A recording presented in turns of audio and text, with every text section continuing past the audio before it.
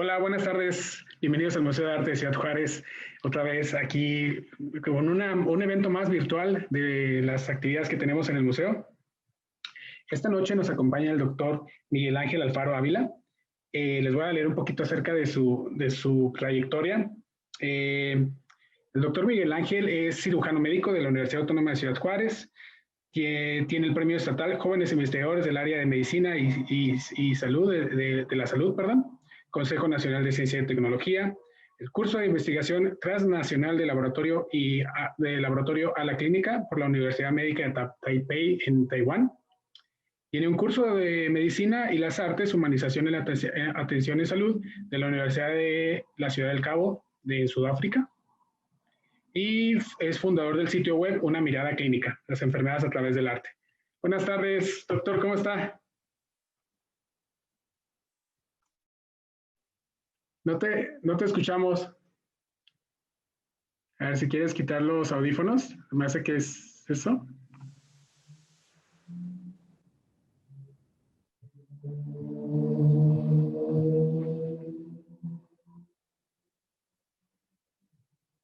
A ver, ¿ya? ¿Tú sí me escuchas? Yo creo que no te escucho. No sé si, a ver si nos puede decir el público si se escucha el doctor.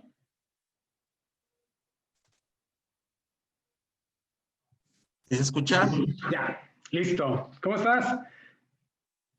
Muy bien, muy bien. Gracias por la invitación, Diego. Y muchos saludos a todo el auditorio, a todas y a todas. Bienvenidos a la plática.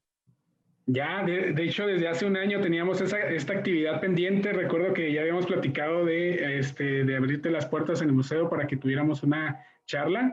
Me acuerdo que en ese momento estábamos pensando en una actividad presencial, ya que pues, todavía estamos abiertos. Ya, y de hecho, empezando marzo fue cuando empezamos a postergar esta plática que tenías con nosotros, doctor. Pero qué bueno que ya al fin pudimos lograr acomodar las fechas.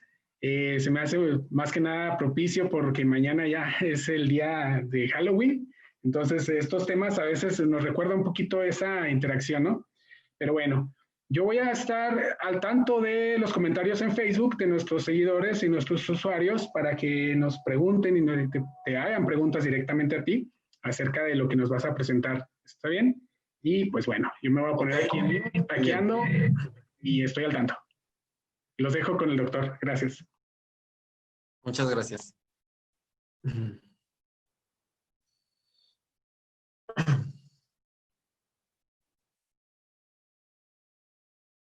Bien. Buenas noches, tardes a todas y a todos. Vamos a iniciar hoy con la conferencia titulada Los otros seres, las enfermedades en la pintura barroca española. Antes de comenzar, quisiera aclarar que este tema fue uno de los primeros en los que tuve la oportunidad de inmiscuirme para poder fundar mi sitio web, Una Mirada Clínica, específicamente con una obra de Diego Velázquez, que fue Las Meninas, de las cuales más adelante les voy a hacer algunos comentarios. Y bueno, pues puede parecer este tema una frivolidad justo con la pandemia, y parece ser que lo que se debería de hablar es sobre enfermedades infecciosas. Sin embargo, he decidido hablarles de este tema porque me parece muy interesante cómo en esa época, en la época moderna, en el barroco, muchas de las manifestaciones clínicas que como médicos encontramos en los pacientes también fueron retratadas de una manera magistral por distintos pintores. Y es una forma de integrar la medicina hacia el humanismo, ya que la enfermedad va con el hombre al igual que el arte.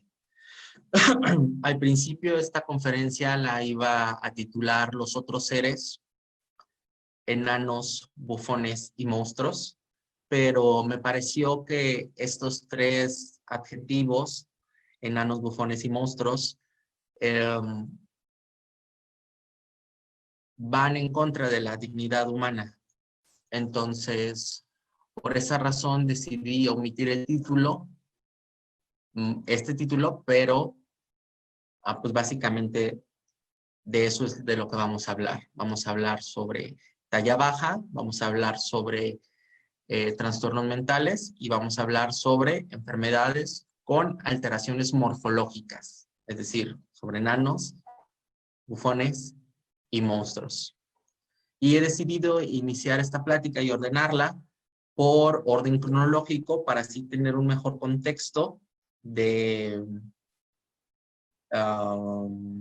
las obras y poder contextualizarlo mucho mejor. Vamos a iniciar con esta obra que se titula Enano del Cardenal Granville con un perro, que es de Antonio Moro, un pintor español.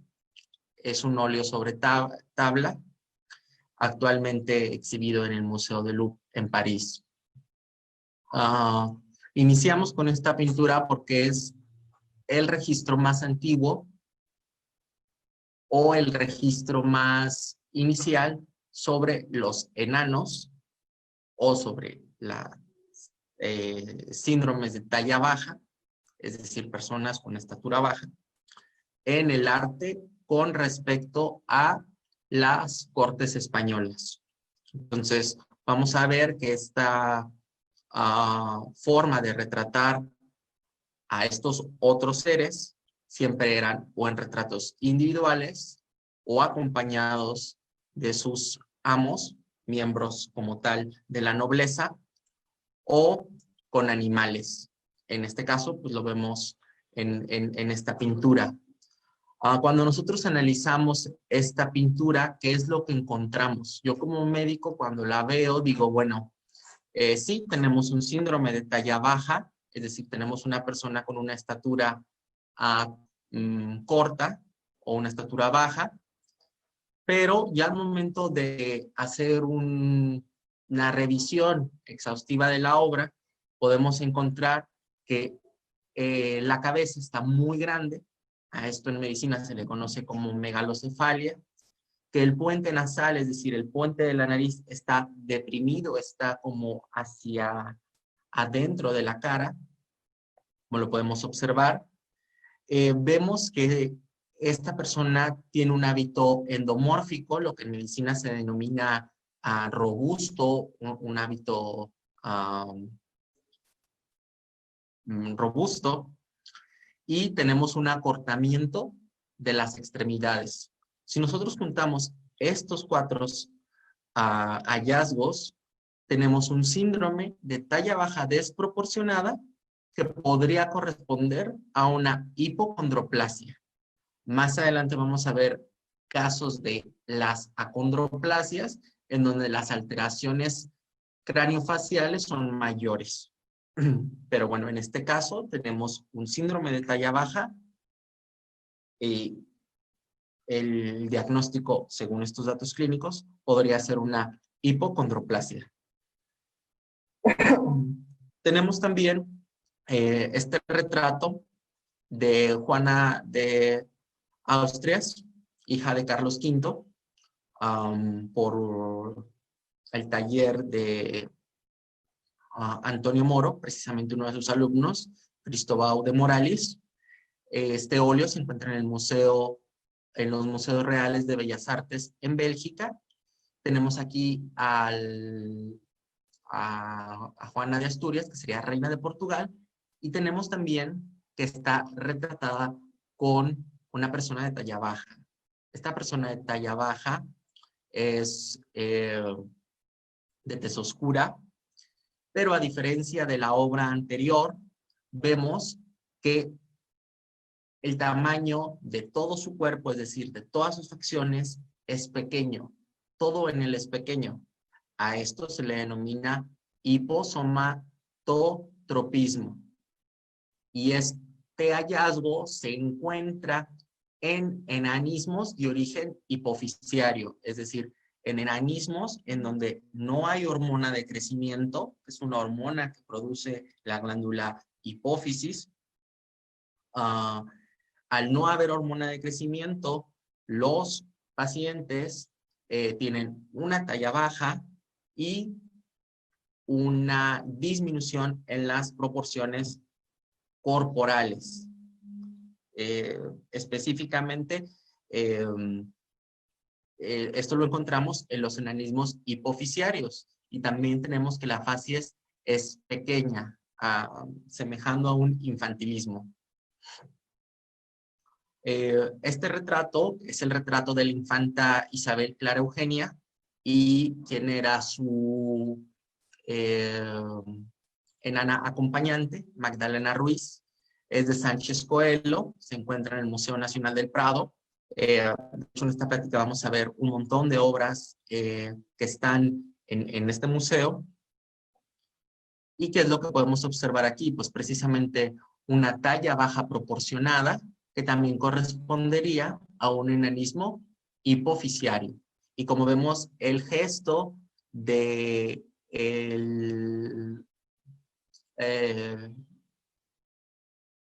noble retratado tocando la cabeza del enano es un gesto como de magnanimidad, que se va a encontrar frecuentemente en este tipo de retratos, así como en este que estamos viendo en la pantalla. Entonces, estos dos enanismos, el de Magdalena Ruiz y este que no tenemos la identificación del enano, son enanismos hipoficiarios, a diferencia del primero, que era un enanismo desproporcionado, es decir, donde había alteraciones, pareciera que el tronco es de un buen tamaño, la cabeza es un poco más grande, pero las extremidades, es decir, los brazos y las piernas son más cortas. Bien, continuamos. Tenemos ahora este retrato, que es de la duquesa de Béjar. Al principio este retrato era atribuido a Sánchez Coelho, posteriormente ya han dicho los expertos que es de una pintora, Sofonisba Anguisona, y este pertenece a una colección privada en Madrid. Y aquí, ¿qué es lo que podemos observar? Aquí observamos otras manifestaciones. Vemos que el cráneo está muy grande, a esto se le denomina megalocefalia. Vemos que hay una prominencia frontal, es decir, como si la frente estuviera abombada. Vemos que el puente nasal está deprimido. Aquí sí se puede ver que el tabique está retraído. Y hay un acortamiento de los miembros. Vaya, esta persona tiene brazos cortos y piernas cortas, lo que se denomina acortamiento rizomélico. Tiene braquidactilia, es decir, tiene los dedos muy cortos, y específicamente en este cuadro, de todos los demás cuadros que vamos a ver con acondroplasia, demuestra una mano en posición de tridente, en donde están separados los dedos. Esta posición es característica de la acondroplasia. Y vaya, que la acondroplasia fue descrita, su gen, bueno, fue en el siglo pasado, ¿no? En que se detectó exactamente el cromosoma y el gen. Sin embargo, estas manifestaciones pues fueron reconocidas, en este caso, por la pintora, y fueron retratadas de una manera excepcional. Vemos que también la pierna, específicamente la región de la rodilla, está en extensión, lo que en medicina se denomina genu recurvatum, que pareciera que la rodilla tiene una curva hacia adentro, y esto demostraría como un ángulo. Nuevamente, retratos de la nobleza acompañada de personas con talla baja. Tenemos aquí el retrato de la infanta Isabel Clara Eugenia, archiduquesa de Austria. Este es un retrato de Franz Hubers el Joven y pertenece a la colección de la familia real británica de Londres. Igualmente que en las anteriores tenemos un síndrome de talla baja proporcionada, vaya, toda esta persona es pequeña, tiene una facies pequeña, una cara pequeña, similar a la de un niño, bueno, en este caso una niña, y todas sus todo en ella es pequeño. Le recuerdo que este hallazgo se denomina hiposomatropismo. Y esto corresponde al fenotipo de un enanismo hipofisiario. Aquí también en este retrato del príncipe Felipe IV y del enano Miguel Soplillo de Rodrigo de Villandro, también en el Museo Nacional del Prado, tenemos a una persona de talla baja, con una facies pequeña y con un hiposomatotropismo generalizado, lo que nos habla de un enanismo hipofisiario. De hecho, pareciera que esta persona no es un adulto, sino que es un niño, pero pues en realidad era un adulto con talla baja, dando un diagnóstico de enanismo hipofisiario. Este retrato, denominado retrato de enano, de Juan van der Hammer y Gómez de León, también en el Museo del Prado, tenemos algunos hallazgos compatibles con el grupo de las osteocondrodisplasias, similar a dos pinturas anteriores que les había mencionado. Sin embargo, vemos que la cara y el cráneo de esta persona es normal, lo que descarta una acondroplasia y una hipocondroplasia. En este caso, por el acortamiento de las extremidades y la presencia de braquidactilia, pero con un cráneo y una cara normal, hablamos de una pseudoacondroplasia. Tanto la acondroplasia como la hipocondroplasia y la pseudoacondroplasia son trastornos que provocan una talla baja desproporcionada. Y al conjunto de estas enfermedades se les denomina osteocondrodisplasias, es decir, que hay una mala formación del hueso o del cartílago de crecimiento y sobre todo afecta a las extremidades. Por eso este tipo de personas retratadas pareciera que son como personas con una fisionomía de adulto, pero con brazos y piernas cortas. Excelente. Tenemos este retrato de Felipe IV junto a dos servidores. Aquí vamos a prestar atención a este servidor que tiene el traje negro. Este está en el Palacio de Viana, en Madrid. Es de Gaspar de Crayer.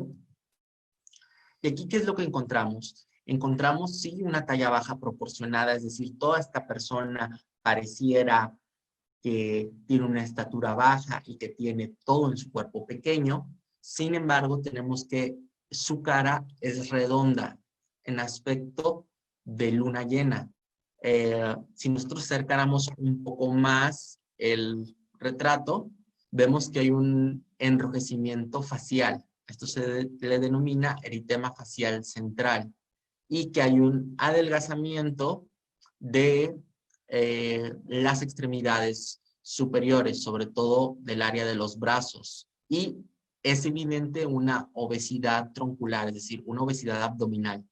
Todos estos datos corresponden a una enfermedad de Cushing o a un síndrome de Cushing, en donde hay un exceso de hormonas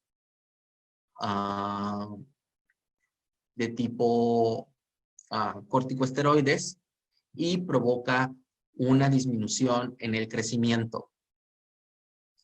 Este cuadro pues es diferente, vaya, esta persona presenta características morfológicas distintas a comparación con los cuadros que hemos visto con anterioridad. Tenemos este retrato de Diego Velázquez. Vamos a ver en el transcurso de la plática muchos retratos de Diego Velázquez. Aquí tenemos un retrato llamado Retrato del Príncipe Baltasar Carlos con un enano. Aquí está la discusión entre si se trata de un enano o una enana por la ropa que,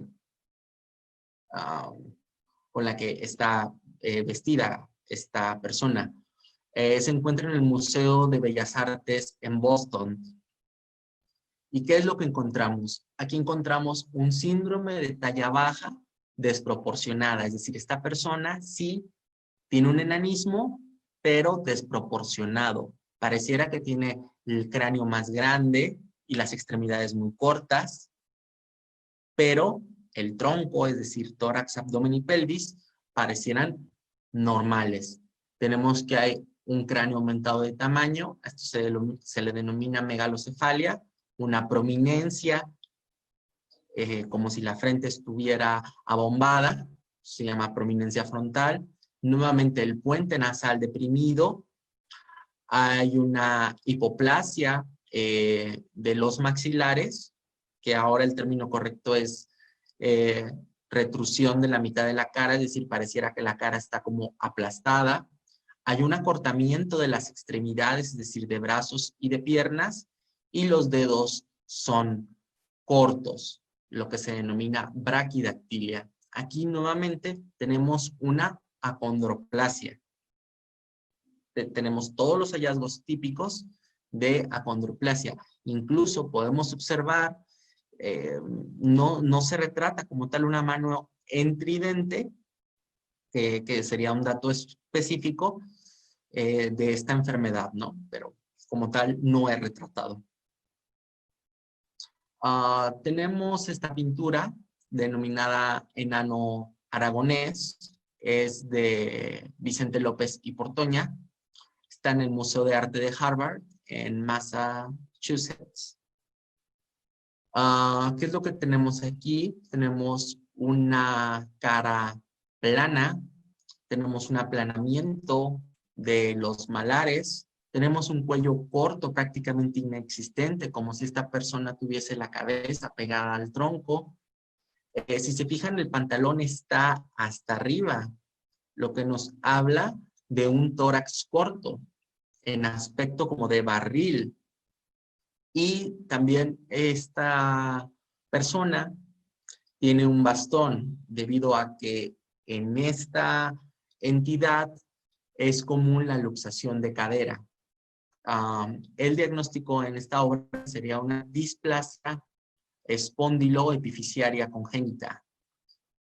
Ahora, quiero aclarar, es lo que se me pasó a hacer al principio, muchos de estos diagnósticos ya han sido reportados en revistas, en artículos científicos o, bueno, en artículos de revistas o en libros.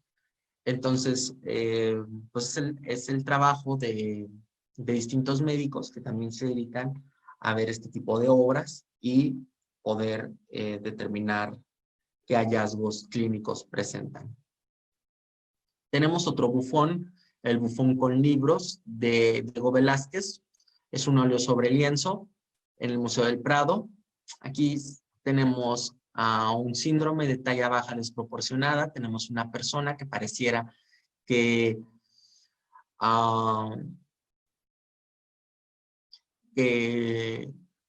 tiene una disminución de su tamaño y específicamente de todas sus proporciones corporales. Sin embargo, algunos expertos han considerado que este bufón con libros, anteriormente conocido como Diego de Acebo, padecía displasia diastrófica. Y aquí el dato es que tenemos una normocefalia, es decir, un cráneo normal, un acortamiento de las extremidades, dedos cortos, y aquí lo que nos faltaría encontrar sería un pulgar en posición de autoestopista, como si estuviera pidiendo un ride, cosa que no podemos ver. Ahora, Diego Velázquez, cuando realizaba estas pinturas, pues retrataba a estos seres de la corte con una dignidad extraordinaria. Vemos la ropa que tenía, los fondos austeros, incluso muchos de estos enanos tenían puestos importantes en la corte. Algunos, como lo vimos, eran enanos de corte, otros enanos de cámara, otros enanos de acompañamiento para los príncipes o princesas, pero algunos tenían un coeficiente intelectual conservado y podían ocupar cierto tipo de puestos en la corte, ¿no? En este caso, pues, se ha atribuido que este Bufón era un escriba, entonces él se dedicaba básicamente a la recopilación de libros y a la escritura de textos. Tenemos este que se llama Bufón el Primo. Anteriormente se le denominaba el Bufón Sebastián de la Morra, que ahora el Museo del Prado nos ha dicho que es el Bufón el Primo, porque se apellidaba igual que Velázquez. Está en el Museo del Prado. ¿Y qué es lo que tenemos aquí? Tenemos una megalocefalia, tenemos un cráneo aumentado de tamaño, tenemos una prominencia frontal, como si el cráneo estuviese abombado, un puente nasal deprimido, una retrusión de la mitad de la cara y un acortamiento rizomélico de las extremidades. Es decir, pareciera que las extremidades son muy cortas, pero esta persona tiene cara, tronco, que incluye tórax, abdomen y pelvis, de un adulto, pero sus extremidades son cortas. Estos hallazgos, como ya lo hemos visto en otras pinturas, corresponden a la acondroplasia. Tenemos otra pintura similar a la primera que vimos de Antonio Moro, donde había un enano con un perro. De hecho, este se llama Enano con un perro. También de Diego Velázquez, está en el Museo Nacional del Prado. Y aquí, a diferencia de el Bufón con libros y el Bufón el Primo, aquí tenemos un enanismo proporcionado. Es decir, la cara de este individuo es pequeña y todo su cuerpo es pequeño. Este tipo de hallazgos se encuentran en el enanismo hipofisiario, es decir, cuando hay déficit de la hormona de crecimiento, que es producida por una glándula, que es la glándula hipófisis. Les decía al principio de la conferencia que cuando yo tuve la idea inicial de abrir un sitio web en donde se analizaran pinturas o algunas otras artes visuales con hallazgos sugestivos de enfermedades, fueron Las Meninas de Diego Velázquez o Retrato de la Familia de Felipe IV, la primera obra con la que yo tuve este contacto, ¿no? O en donde pude integrar la medicina con las artes visuales.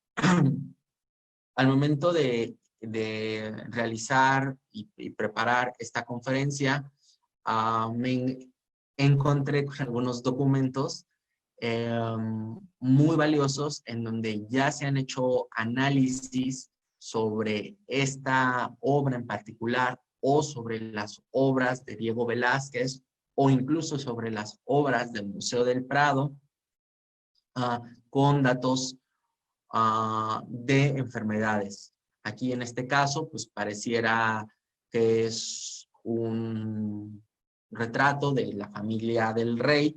Sin embargo, vemos que el centro del cuadro está ocupado por la infanta Margarita junto con dos de sus acompañantes denominadas meninas, Vemos aquí al pintor Diego Velázquez, aquí en un espejo, el rey y la reina, y otros acompañantes del palacio.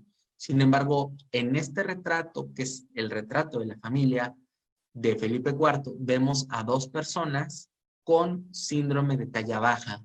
E incluso este retrato nos sirve para resumir los distintos tipos de síndrome de talla baja. Vamos a empezar con Mari Barbola, que llegó a la corte de Austria cuando nació la infanta Margarita.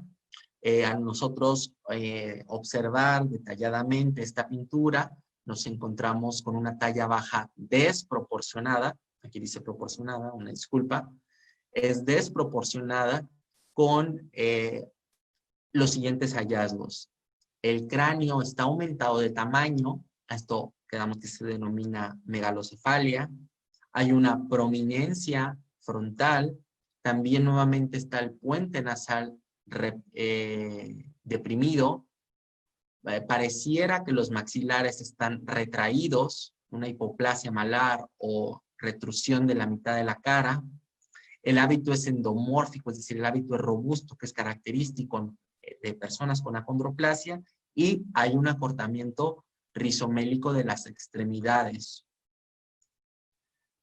Al lado de esta mujer, que era de origen germánico, tenemos a Nicolásito Pertusato. Nicolásito Pertusato era de origen italiano y era mayor de edad en comparación con la infanta Margarita. Si volvemos a ver el cuadro un poco más grande, vemos que la infanta Margarita lo supera de talla, es decir, de estatura. Sin embargo, aquí la infanta Margarita tenía alrededor de 5 años cuando fue realizada este cuadro. Y Nicolásito Pertusato tenía unos 11 o 16 años, según los registros bibliográficos.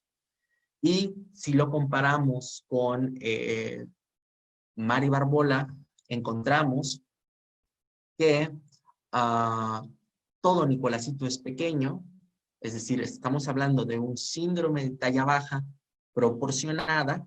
Tenemos una facies pequeña, una cara pequeña de aspecto de niño, y un hiposomatotropismo, es decir, todas las porciones corporales son pequeñas. Esto nos habla de un enanismo hipoficiario. Y al principio pareciera que únicamente las dos únicas personas en este cuadro con alguna enfermedad son Mari Barbola y Nicolásito Pertusato. Sin embargo, un análisis por un médico pediatra español en el año de 1999, publicado en la Real Academia Nacional de Medicina Española. El artículo se denomina Mi interpretación patológica de las meninas. Relata que también la infanta Margarita, es decir, el personaje central del cuadro, tenía alguna enfermedad.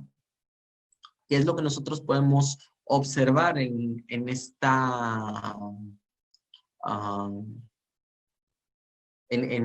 acercamiento? Pues vemos que la infanta Margarita tiene una mancha aquí en la sien, que en medicina se conoce mancha café con leche, en aspecto de costas de Maine, o de costas, o en aspecto con contorno irregular. Se sabe que la infanta Margarita tuvo pubertad precoz. De hecho, esta pubertad precoz hizo que desde muy joven se casara con su tío Leopoldo, y posteriormente tuvo 4 partos. Y se sabe que la infanta Margarita pues, tuvo pubertad precoz. Incluso este pediatra hace un análisis de la obra y menciona que, según los registros bibliográficos, la infanta Margarita tenía ya un aumento en las mamas alrededor de los 6 años. Aquí ella tenía 5 años, entonces pues no se ve como tal ese aumento. Y otra de las observaciones que hace este médico es que la infanta Margarita comía búcaro. Se fijan aquí, les pareciera que le están dando una vasija que se denomina búcaro. La bucarofagia estaba presente en esa época debido a que tenía grandes cantidades de plomo y provocaba que la piel tuviera un aspecto pálido, alabastro. Y entonces, esto antes es una enfermedad que ya no existe, provocaba algo denominado clorosis, en donde había una anemia y el tinte de la piel era blanco verdoso. Sin embargo, este pediatra dice que a pesar de que en esta época había consumo de búcaro en las mujeres para tener un aspecto más blanco en cuestión de su color de piel, el búcaro también tiene propiedades o tenía propiedades medicinales para aliviar los dolores y el sangrado asociado a menstruación, lo que induce a este pediatra a pensar que la infanta Margarita pudo padecer un síndrome de McCune-Albright, que se caracteriza por una triada, que son manchas color café con leche, como la que vemos en la sien, enfermedad endocrina, que se puede manifestar por pubertad precoz, una talla baja precisamente porque hay una displasia fibrosa poliostótica de los huesos. Y también en este retrato, Carreño, que aquí ya la infanta Margarita es mucho más grande, vemos que tiene los ojos saltones. Eso se denomina exoftalmos. Y pareciera que también aquí en el cuello está agrandado. Es como si fuera un bocio. ¿Por qué? Porque el síndrome de McCune-Albright se ha asociado también a un hipertiroidismo, que es una función exagerada o elevada o aumentada de la glándula tiroides con exceso de hormonas tiroideas, lo que provoca que los ojos salten, lo que se denomina exoftalmos, y además hay presencia de bocio. Sin embargo, pues estos hallazgos fueron los primeros en los que cuando yo era estudiante y vaya, leí esto, dije, wow, o sea, qué manera de poder integrar o de poder detectar tantos signos de enfermedades en una pintura que a su vez se relacionan con datos bibliográficos. Lo que muchos maestros españoles que se dedican a esto han denominado paleopatología, en donde se puede determinar la historia clínica de una persona ya fallecida según los registros que se tienen. La infanta Margarita falleció a sus 21 años por complicaciones obstétricas de su cuarto parto. Es importante aclarar que esta corte de los Austrias, pues había una serie de monogamia y había una consanguinidad enorme, lo que aumenta el riesgo de muchos de estos, de estas enfermedades. Vamos a hablar también, ya nos quedan 2 retratos de enanos y posteriormente vamos a hablar sobre los otros seres, es decir, trastornos mentales y alteraciones morfológicas o monstruos. Aquí tenemos el retrato del enano Michel de Juan Carreño de Miranda en el Museo de Arte de Dallas, muy cerca de aquí de Chihuahua. Tenemos una macrocefalia, una frente prominente, que esto se puede encontrar en el raquitismo, que era la deficiencia de vitamina D, pero a su vez tenemos una facies pequeña y un hiposomatotropismo. Hay algunos algoritmos o algunas páginas de internet de genética médica en donde nosotros podemos escribir los hallazgos de los pacientes y ver qué síndromes genéticos se asocian a o asocian estos hallazgos. Sin embargo, en el caso de esta pintura es un enanismo de origen indeterminado porque casi siempre los enanismos o los síndromes de talla baja proporcionada no cursaban con macrocefalia ni con frentes prominentes. O al menos yo busqué, incluso ayer en la noche estaba consultando la base de datos y no encontré ningún síndrome. Entonces, posiblemente aquí el pintor retrató o combinó varios hallazgos o pues es un enanismo de origen indeterminado, ¿no? Como sabemos, las enfermedades genéticas son enfermedades poco frecuentes, raras, y quizás no todas han sido reportadas. Y este es el último retrato de un enano por John Klosterman, también en el Museo Nacional del Prado. Este ya se hizo a finales del siglo XVII. ¿Por qué? Porque recordarán que a finales del siglo XVII sucede la Revolución Francesa con la Declaración de los Derechos del Hombre y de los Ciudadanos, en donde hay una declaración universal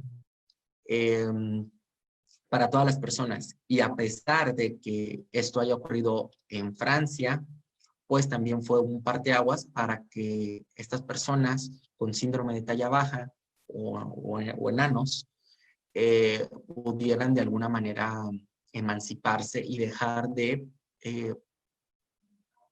pertenecer a las cortes, ¿no? Como objetos o bueno, dice la literatura que eran hombres de placer o personas de placer.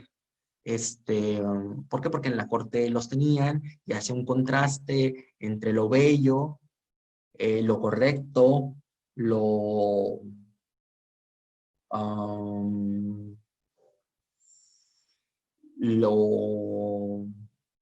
justo en comparación con pues lo que era incorrecto, lo que fuese feo y lo que no era justo.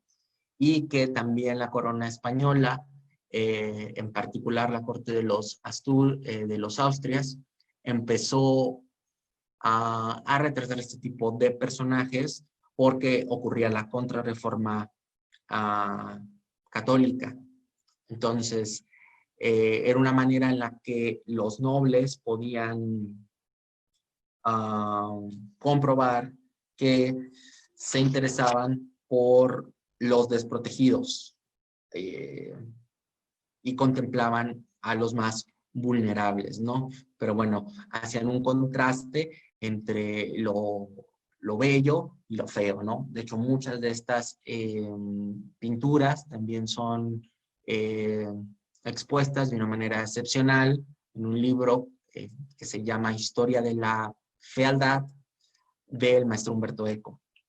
Pero bueno, este es el último registro de una pintura que retrata a un enano por órdenes de una corte.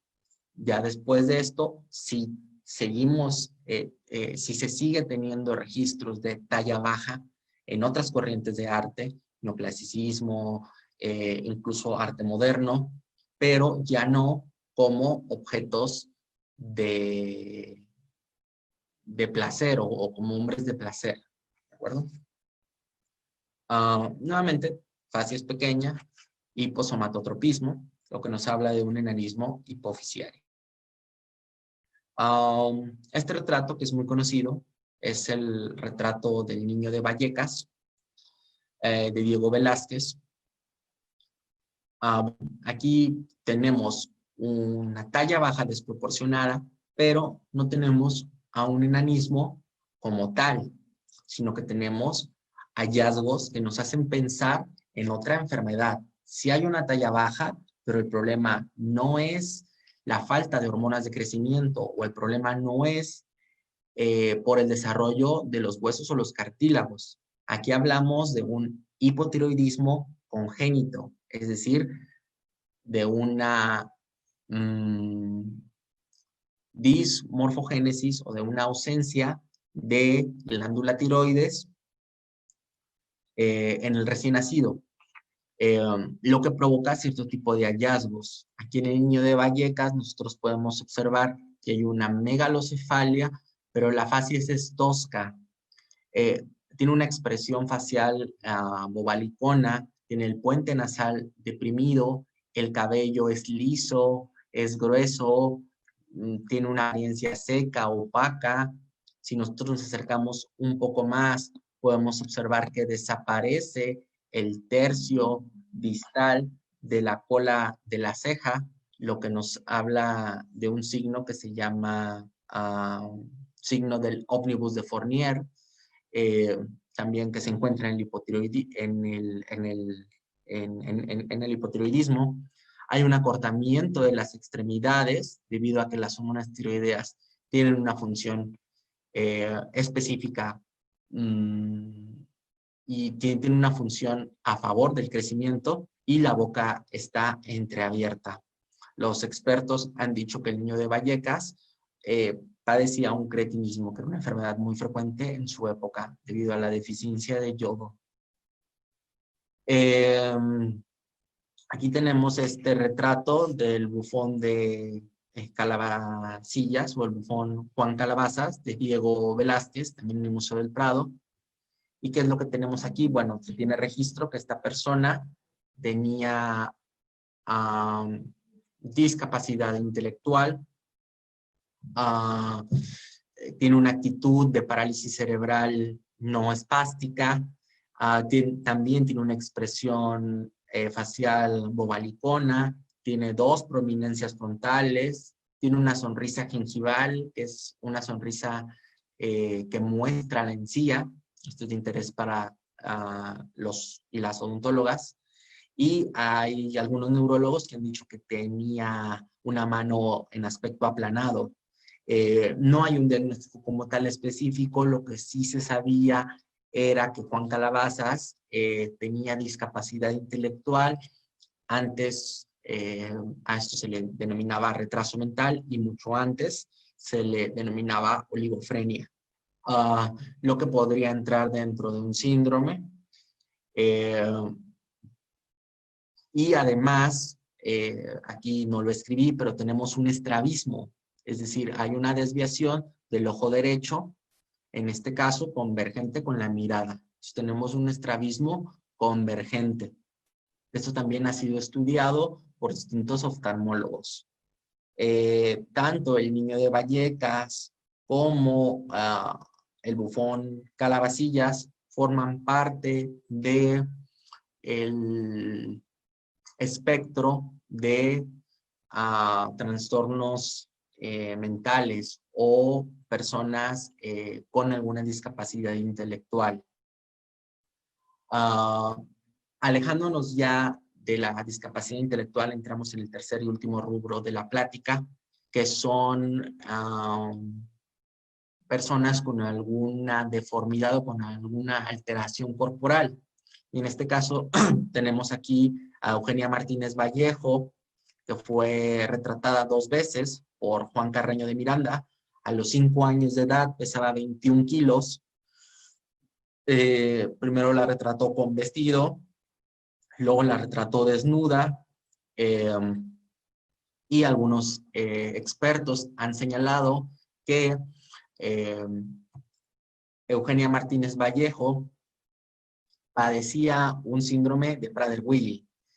¿Por qué? Porque podemos observar una dolicocefalia, es decir, un cráneo como cuadrado, los ojos tienen un aspecto almendrado, el labio superior es muy delgado, las comisuras labiales están hacia abajo, pareciera que tiene una cara como triste, hay una obesidad generalizada, las manos y los pies son pequeños, y aquí no podemos verlo debido a que nos lo tapa el racimo de uvas y las hojas que traen, pero estos pacientes también tienen un hipogonadismo hipogonadotrófico, es decir, tienen una disminución del tamaño y de la función de los genitales. En esta está comiendo uvas y aquí está comiendo una manzana. Y realmente el síndrome de Prader-Willi se caracteriza porque los pacientes no tienen saciedad al comer, lo que genera que estén comiendo, y eso como tal pues, provoca aumento de peso. Incluso la Sociedad Española de Pacientes con Síndrome de Prader-Willi han elegido este cuadro para representar a su asociación. Aquí tenemos otro cuadro de Antonio Moro, que de hecho es el más antiguo de todos, sin embargo lo puse al final porque no se trata de un síndrome de talla baja, sino de una persona con alguna discapacidad. Aquí tenemos al bufón Perón, que era el bufón del conde de Benavente y del gran duque de Alba. Y aquí lo que nos llama la atención es que pareciera que tiene paralizado el brazo derecho. Esto en medicina se denomina hemiplegia, y algunos neurólogos u ortopedistas han dicho que este retrato tiene hallazgos sugestivos de una hemiplegia espástica, es decir, de una inmovilización de la mitad del cuerpo. Vemos que hay desviación también de la comisura labial, el brazo parece que está con, bueno, no parece, de hecho se ve que hay una posición ahí espástica. Igual de la pierna está un poco inclinada. La causa más frecuente de hemiplegia espástica en un adulto, pues es una enfermedad vascular cerebral, es decir, un infarto cerebral.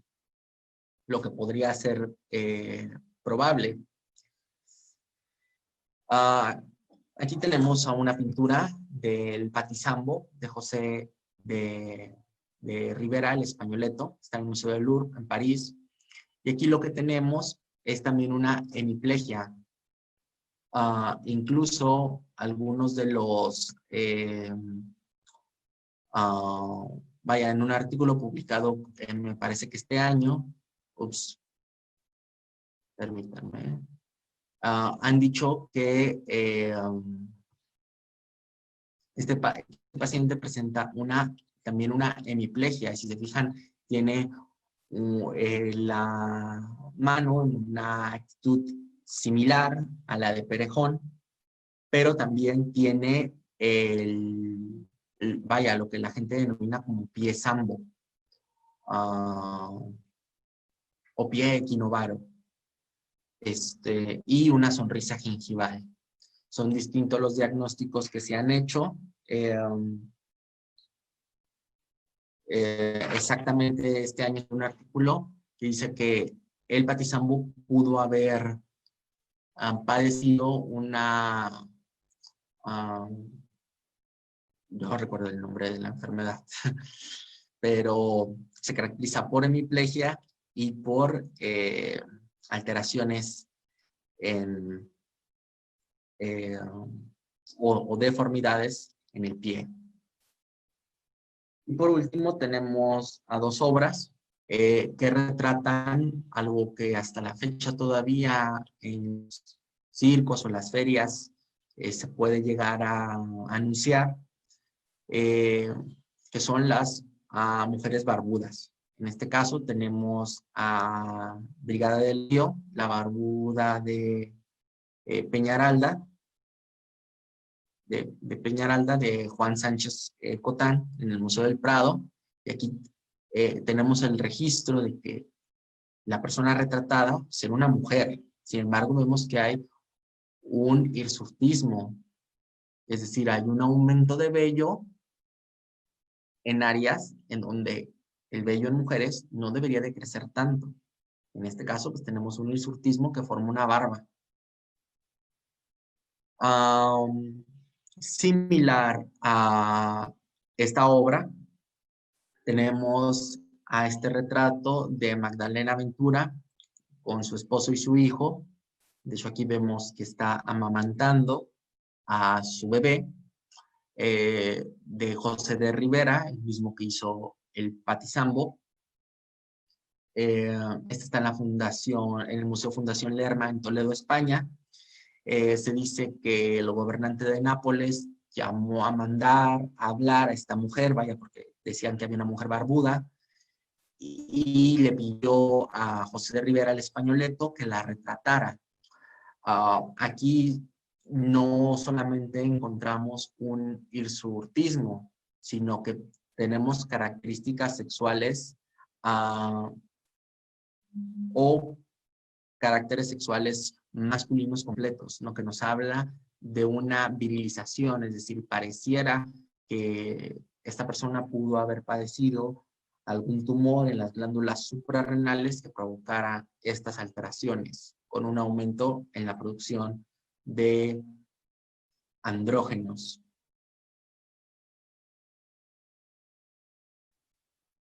Y bueno, quisiera, para finalizar, invitarlos a visitar mi sitio web. Próximamente lo relanzaremos con nuevas entradas. Vaya, este año por la pandemia he tenido mucho trabajo, pero ya tengo unas entradas a vísperas de salir, la cual esperamos que sea de su agrado, y son trabajos pues monográficos en donde se investiga sobre la pintura y sobre la enfermedad. Y para concluir, quisiera mencionar que estas personas denominadas gente de placer u otros seres, pues forman parte de un repertorio en la historia del arte que, si bien gracias a la maestría de estos pintores y pintoras pudieron ser retratados con toda la dignidad y respeto que se merecen. Y que, como hemos visto, muchos de los hallazgos encontrados en estas obras, pues son hallazgos que nosotros como médicos encontramos en nuestros pacientes, lo que nos hace pensar que los pintores tienen algo de médicos y quizá los médicos tienen algo de los artistas, debido a que ambos pues retratamos o trabajamos a partir de lo que vemos.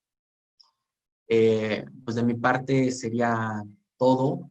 Les agradezco infinitamente a todos y a todas aquellos que están viendo esta conferencia. Quedo a la orden por si hay alguna duda, algún comentario, alguna sugerencia. Igualmente, para agradecerle a Diego, director del Museo de Arte de Ciudad Juárez, por la invitación de esta conferencia. Muchísimas gracias. Gracias, Miguel. Pues una plática bastante extensa y muy grata de escuchar. Vimos ahí varios ejemplos. Teníamos una pregunta, de hecho, bueno, no era una pregunta, era un comentario. Déjame, te lo paso para que lo veamos. Nos comenta Emanuel Trejo. Dice, muy interesante la cuestión de la pertenencia de las personas con síndromes de baja estatura a las cortes europeas y al ver estos como objetos de placer. En la cultura maya, aquí en México, sucedía algo parecido. Las personas con deformidades físicas solían ser adoradas y grabadas en las estelas, algunas de ellas siendo conservadas actualmente. Las deformidades solían ser vistas como rasgos que estaban cercanos a los dioses. Muy interesante la presentación. Gracias, Emanuel, por tu comentario. Yo creo que también tiene bastante importancia. También, igual y ya en un futuro, doctor, igual podría darse una vista también a los rasgos en las pinturas mexicanas, ¿verdad? Que también podría ser otra índole, otro camino el cual podríamos recorrer. Pues, si ya no hay más preguntas del público, yo creo que podríamos cerrar. Ahí le están mandando saludos, muy padre todo, de Victoria Giselle.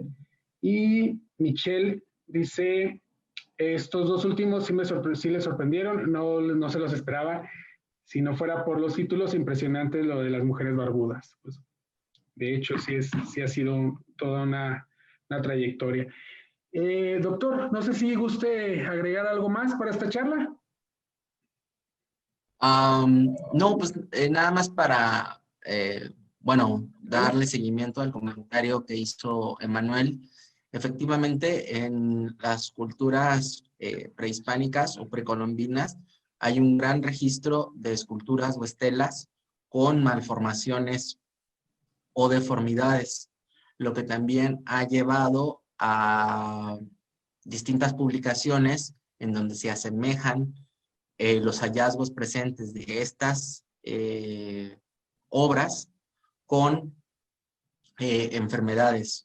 Sí sería muy interesante también exponerlas o hablar sobre ellas, ya que pues vemos que hay un parecido similar, ¿no? Y antes, pues este tipo de personajes o bueno, este tipo de personas pues precisamente por eso las retrataban o por eso las plasmaban, porque eran diferentes y se creía que había ahí una eh, relación divina, ¿no? O sea, Claro. las personas que tenían malformaciones o deformidades estaban más cerca de Dios. Pero sí, muy acertado el comentario. Nos dice Wendy, muy Y buena pues presentación. Perdón, es que nada más hay unos comentarios nada más para terminar. Wendy, muy buena presentación. Gerardo Marín, excelente presentación, doctor.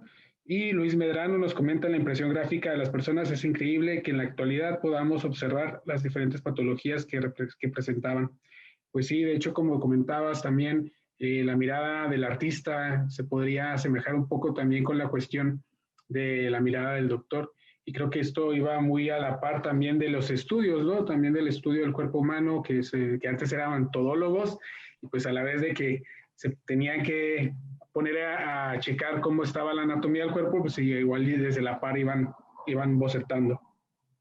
Excelente presentación, nos comenta Fernanda. Y pues yo creo que con esto ya podríamos cerrar. Doctor, ha sido un placer tenerla esta noche aquí en el Museo de Arte Ciudad Juárez. Los esperamos este próximo domingo. Tenemos una charla con el licenciado Arturo del Hierro. Él es fotógrafo, maestro de la Universidad Autónoma de Ciudad Juárez y conductor de radio. Nos va a tener una presentación para hablándonos del proyecto fotográfico sobre el Día de Muertos. Y el lunes, vamos a eventos a las 6 de la tarde, a la misma hora, y el lunes tenemos al doctor Efraín de la UACJ también, presentándonos el chamet del Gran Hallar. Las invitaciones están en la página del Museo de Arte de Ciudad Juárez para que puedan acompañarnos el domingo y el lunes para hablar un poquito más acerca del Día de Muertos. Y pues bueno, doctor, gracias. Ha sido usted muy amable. Nos muchas vemos. gracias. Nos vemos. Gracias Pase a muy buena todos y a noche todas. y a cuidarse. Hasta luego. Así es. Hasta luego.